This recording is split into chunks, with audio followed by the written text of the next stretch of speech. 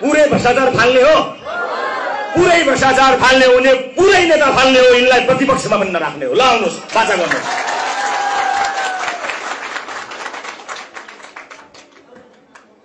अब आउने निर्वाचनसम्ममा तपाईसँगको भेट कतिवटा हुन्छ मलाई थाहा छैन, हुन्छ कि हुन्न पनि थाहा छैन, तर मेरा कुरा यिनै हुन्।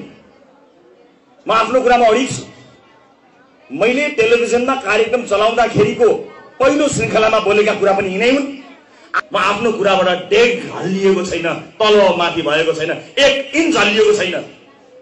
तपाईँ कतिपटक हल्लिनु हो सम्झिनु होला। म अझै पनि राजनीतिमा सम्भवतः 10-15 वर्ष मात्र रहन्छु, 1 इन्च हल्लिनेवाला छैन। मेरो मुद्दा यही हो, म यही अडिएको छु। मलाई थाहा छ व्यवस्था परिवर्तन गरेर पनि भ्रष्ट नेता पालेको देश कहिल्यै हो लाग्दैन। पहिला भ्रष्ट नेता फाल्ने, भ्रष्टाचारी फाल्ने, एउटा ओडाको भ्रष्टाचारलाई ठिक गर्न सक्ने क्षमता हामीसँग छैन भने देशको भ्रष्टाचार हामी गर्न सक्दैनौँ। त्यसकारणले हामी त्यसका लागि योग्य मान्छे बोकेर जाने हो।